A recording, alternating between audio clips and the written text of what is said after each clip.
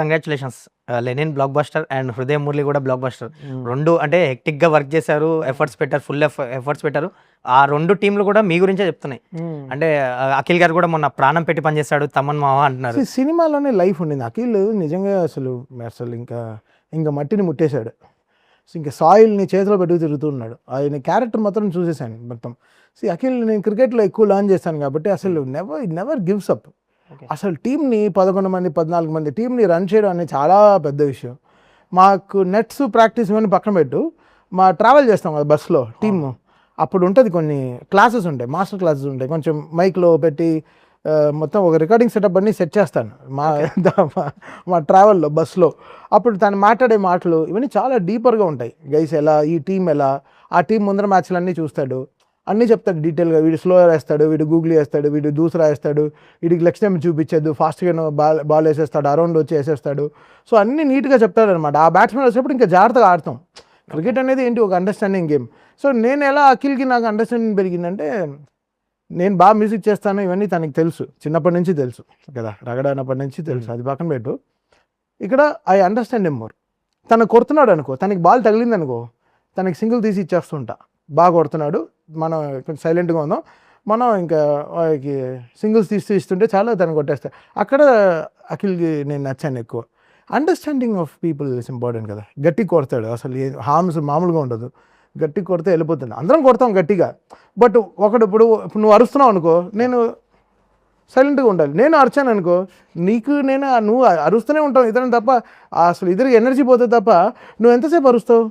నేను సైలెంట్గా ఉంటావు. ఓకే ఒకసేపు అరు రాజా, ఓకే నేను తప్పు చేశాను, ఓకే సార్ ఇప్పుడు ఏంటి వెళ్ళి పని చేయంటావు.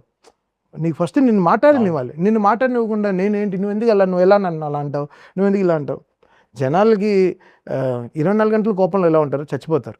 సో ఇప్పుడు నవ్వుతూ హ్యాపీగా బతకడమే అందరూ ఎంజాయ్ చేస్తారు. కోపం అనేది వెరీ రేర్గా వస్తుంది. సో అఖిల్కి ఎలా అంటే he went through so much, మనందరం చూసాం. బట్ అవన్నీ కలెక్టివ్ డెసిషన్స్ అన్ని బాగా తీసుకొని చాలా గట్టిగా కష్టపడ్డాడు లెనిన్కి.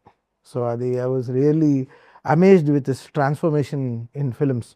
అంటే ఒకవైపు వాళ్ళ నాన్నగారు చెప్పినా, వాళ్ళ తమ్ముడు చెప్పినా, వాళ్ళ అన్న చెప్పినా, మిగతా క్లాసులు అందరూ చెప్పినా కూడా he took his own responsibility. ఒకటి చెప్తే రాదు యాక్టింగ్ కదా, అది ఇన్నర్ రావాలి, అది జీన్లో ఉంది కాబట్టి వాళ్ళకి. But I really like Akhil. I love him a lot as a brother. I love him a lot for his మొండితనం. చాలా మంచి మొండి అంటే నస కాదు, జలగా అలా కాదు. అలా కొంచెం మొండిలు ఉంటారు, అది ఇరిటేషన్ మొండి. మనకి ఏంటి ఇంత మొండిగా ఉన్నాడు, ఈ మొండి వేరే, ఇది కట్టి కొట్టాలి, అసలు ఇది ఫైర్ మీద ఉండండి. సో అది నాకు చాలా ఇష్టం అనమాట. లాస్ట్ రీల్ వరకు ఇంకా వీ వర్క్ రియలీ హార్డ్. అంటే 6th రోజున సినిమా 10th రిలీజ్ అంటే ఇంకా 6th ఈవినింగ్ వరకు పనిచేసాం. 6th ఈవినింగ్ వెళ్ళింది లాస్ట్ రీల్. యాక్చువల్లీ ఆయన అఖిల్ గారు మాట్లాడుతూ ప్రాణం పెట్టేసారు తమన్ గారు అన్నారు. ఎస్పెషల్లీ బీజిఎమ్స్కి మీకు వచ్చిన అప్లాస్ చూస్తే ఆ సినిమాకి, అంటే కొన్ని సీన్లు నార్మల్ సీన్స్ కూడా మీ బీజిఎంతో ఎలివేట్ చేశారు. సినిమా ఒక టెంపరేచర్ ఉంటుంది కదా, సినిమా బిగినింగ్ కూల్గా ఉంటుంది, మంచి సినిమా టెంపరేచర్ పెరుగుతున్నప్పుడు నీ ఆర్ఆర్ టెంపరేచర్ కూడా పెరగాలి. సో అంతే, సినిమా ఏం అడుగుతుందో మనం చేయడమే తప్ప ఇక్కడ మనం ఓవర్ చేయము. కొన్ని పాటలు ఓన్ డెసిషన్స్ తీసుకుంటాను యాడ్ చేయడంలో. అది బికాస్ కొన్ని హీరో కోపాన్ని డైలాగ్స్గా ఎలా చెప్పగలం. అందరినీ కొట్టలేడు, బాధపడుతున్నాడు, తన ఫ్రెండ్ తన్ని ఏమార్చేసి వెన్నుపోటు పొడిచాడని ఏమాడు. ఆ కోపాన్ని ఎలా చెప్పాలి. భాగశ్రీ బోస్ గారిని మన తలుపులు మూసి వెళ్తాడు, మొత్తం జాతరకి వెళ్తాడు, అక్కడ ఎంటీగా ఉండింది. సో నాకు అనిపించింది ఒక పాట చేద్దాం ఇక్కడ అనిపించింది. So self call. ఓకే, ఎవ్వరికీ తెలియదు అసలు, మొత్తం టీంలో ఎవరికి తెలియదు, నాకు కళ్యాణ్ చక్రవర్తి గారికి తప్ప ఎవ్వరికి తెలియదు. సో కళ్యాణ్ గారికి ఫోన్ చేశా. ఆయన నా 108 అనమాట కళ్యాణ్ గారు. జనరల్గా లిరిక్స్లో 108 లాగా నాకు ఎప్పుడు ఫోన్ చేసినా అసలు అఖండ 1 నుంచి కానీ అసలు ఎన్ని సినిమాలు కానీ అసలు ఈ పుట్స్ ఇస్ హార్ట్. ఎందుకు పిలిచారు తమన్ గారు, ఏదో మ్యాటర్ ఉంటుంది లేకపోతే పిలవరు. సో ఈ రెస్పెక్ట్స్ మై కాల్. అప్పుడు ఆయన వచ్చి రకశిఖర అనే పాట, రకశిఖర ఆ వర్డ్ మాత్రం నా దగ్గర ఉండింది బిగినింగ్ నుంచే. అక్కడి నుంచి అసలు కథల్లో కూడా ఆయన ఉన్నాడు. బికాస్ సోల్ ఆఫ్ లైన్ మొత్తం ఆయనే కదా రాశారు. బిగినింగ్ నుంచి ఆయనకి కథలో బాగా తెలుసు కాబట్టి నేను నందు కళ్యాణ్ చక్రవర్తి గారు బాగా ట్రావెల్ అయ్యాం. సో ఎక్కడో ఆ నేల అర్థం చేసుకున్న మనిషే ఈ 1 minute గూస్ బంప్స్ ఇవ్వగలడని అనిపించింది. సో ఆ ట్యూన్ చేసి పాడించిన వెంటనే దాని తర్వాత మన జంగిరెడ్డి గారు ఎప్పటి నుంచో పాడించాలని, అసలు ఆయన ముందరే పాడారు నాకు ఒక కొరియన్ కనకరాజుకి. ఓకే. ఆ వాయిస్ సెట్ కాలేదని చెప్పి దాని తర్వాత గద్దర్ నరసన్ అని పాడించాం అనమాట. అతనిది ఓ మెలడీలో హై ఉండింది, ఓకే. మెలడికల్గా ఒక హై ఉండింది. ఇతనిది అసలు ఎక్స్ట్రాడనరీ హై అసలు. ఇంకా ఎవరన్నా పగ తీర్చుకోవాలి అంటే ఇన్ని పిలిచేది అనమాట. అసలు energy, up to time energy. ఆయన అసలు 15 నిమిషాల్లో పాట పాడేశాడు, వేరే లెవెల్. ఆ సినిమాలో కూర్చోబెట్టి అలా కూర్చుంటే అఖిల్ విని వచ్చి హక్ చేసేసుకొని ఏడ్చేసి ముద్దులు పెట్టేసి సైక్ బ్రో అంటాడు. ఆ సైక్ అనేవాడు చాలా బాగా వాడతాడు అఖిల్. సైక్ బ్రో, సైక్ అసలు ఎలా ఎమోషన్ పెట్టాలి అలా. సో అలా ఫెంటాస్టిక్గా 2-3 ఎమోషన్స్ ఈ సినిమాలో బాగా. మిగతా పాటలు వదిలేసాయి. ఇన్నావా వాజ్ ఆర్గానిక్. ఓకే. రావణ సందనాల ఒక హీరో ఇంట్రడక్షన్ పాట, అది వేరే. దాని తర్వాత ఎట్టా మేము తర్వాత ఒక ఎక్స్ట్రా ఎనర్జీ కావాలి ఫస్ట్ హాఫ్కి అని చెప్పి మళ్ళీ ఎట్టా లాస్ట్ మినిట్లో చేసుకున్నాం. అంటే ఫిబ్రవరి మార్చ్లో చేసుకున్నాం. ఇనిషియల్గా ఈ సినిమాకి ఉండేది 3వ పాటలే, ఒక ఐటమ్ సాంగ్ ఉండింది. బట్ అది అది వెళ్ళిపోయింది. సినిమాలో ఒక ఎక్స్ట్రాడినరీ ఐటమ్ సాంగ్ ఉండింది. కంపోజ్ చేస్తారా మీరు? రికార్డ్ కూడా చేస్తారా? ఇంకా షూటింగ్ వెళ్ళిపోదాం అన్నప్పటికి ఇంకా మొత్తం సినిమా చూస్తే ఐటమ్ సాంగ్ పాడట్లేదు. అది బాధ వచ్చి గ్రూప్ చాలా 4-5 గ్రూపుల నుంచి వెళ్ళిపోయాను నేను. అవునా? ఓకే. అంటే మన కోపాన్ని ఎలా చూపించుకోవాలో అర్థం కాలే. ఎవరినైనా తిట్టేద్దాం, ఎక్కడైనా వెళ్దాం, సరే మ్యాచ్లు కూడా లేదు, వర్షాలు కురుస్తుండే, సరే ఏం చేద్దాం, ఇంకా గ్రూప్ నుంచి వెళ్ళిపోయాను. ఒక మంచి పాట మిస్ అయ్యాము అనిపిస్తుందా ఆ టైంలో మీకు? అవును, అంటే కంపోజ్ చేసి ఎఫర్ట్స్ అవును. ఇలాంటి ఇప్పుడు రాయలసీమ అనుకో, ఆ ఫోక్ ఒకటి పడతాం కదా, దాంట్లో ఒక హిట్ సాంగ్ పడుతుంది. పైగా కమర్షియల్ సినిమా కదా, మాస్ కమర్షియల్ సినిమా కాబట్టి చాలా అనుకున్నాం. ఖైదులోరు, ప్రీతి ముకుందన్, పూజా హెగ్డే, చాలా మంది హీరోయిన్లని, రష్మిక మందన్, అంతవరకు వెళ్ళిపోయింది టాక్స్ కూడా. ఓకే. వెళ్ళి ఓ పాట చేద్దామన్న వరకు అంతవరకు వెళ్ళిపోయి తర్వాత సినిమా మొత్తం చూసిన తర్వాత ఆ పాట పడట్లే, అక్కడ పడట్లేదు ఆ పాట. సినిమాని బ్రేక్ డౌన్ చేస్తూ ఉంది. సో అది రేపు సినిమా పాట బాగుండి హిట్ అయ్యి బాగా వెళ్ళిపోతాయి.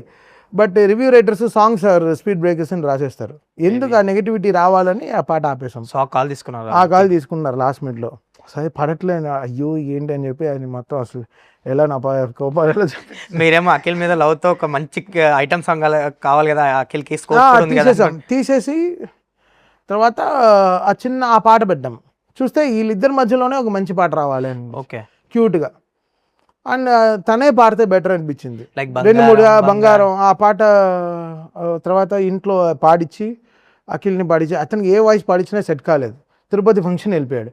నేను చెప్పా, బ్రో సెట్ అవ్వట్లేదు. ఊర్లో ఉండే సింగర్లు అందరూ పాడేశారు ఆ పాటని. బాగిషి బోస్తో కిచెన్లో పాట ఉంటుంది కదా, ఆ పాట బంగారం పాట. తర్వాత నేను చెప్పా, ఇంకా మీరే పాడండి, మీరు ఆల్రెడీ అలోలో పాడారు కదా, ఓకే, పియానో వేసుకుని పాడారు కదా, సైమాలో ఫంక్షన్లో ఎక్కడో పాడారు కదా, మీ వాయిస్ నాకు కొంచెం ఐడియా ఉంది, మీరు పాడని కొంచెం ట్రైన్ చేసుకుని బాగా ట్యూనింగ్ అని చేసుకుందాం అని చెప్పాను. చూస్తే అసలు ఫియర్లెస్గా పాడేశాడు, 6 గంటలో పాడేశాడు పాటని. కట్ చేస్తే ఇప్పుడు ఏదో క్లిప్పులు కనిపిస్తున్నాయి, అసలు చాలా క్యూట్గా ఉంటుంది. సో అది కంప్లీట్గా కాల్ తీసుకున్నా, ఇంకా మీరే పాడండి చీఫ్, మీరు పాడితేనే బెటర్ అని చెప్పేసాను అనమాట. ఆయన వచ్చి పాడేశాడు. So it came really well. పాడి సినిమాలో పెట్టిన వెంటనే అసలు ఇంకా నిజంగానే అఖిల్ గారే పాడుతున్నట్టు అనిపించింది.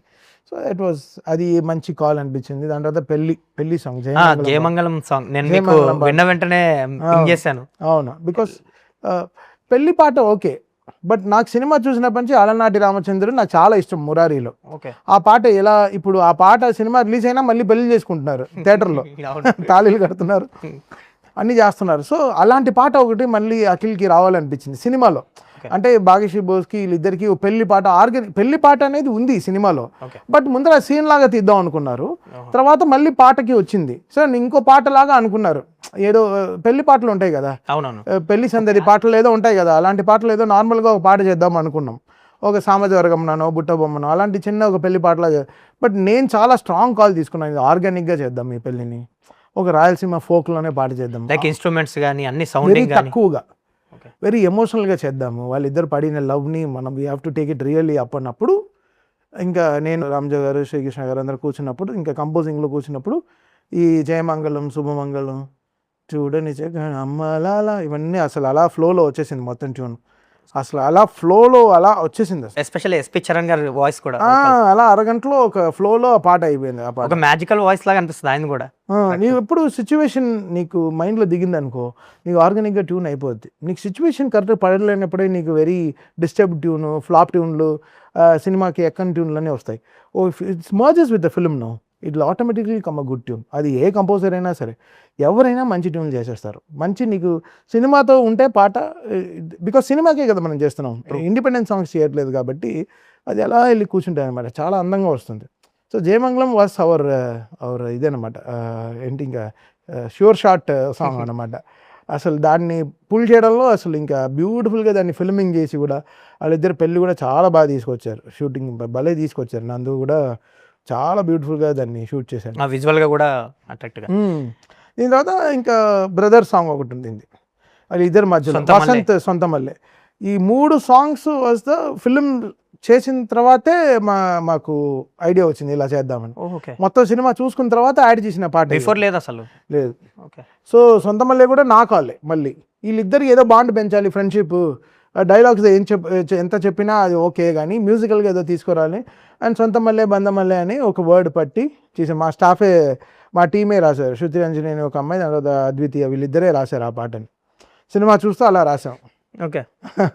అండ్ ధీరజ్ అనే ఒక అబ్బాయి ఇండియన్ ఐడల్లో రన్నర్ అప్ అనమాట, ఈ వర్క్స్ విత్ మీ, సో తనే పాడాడు అనమాట.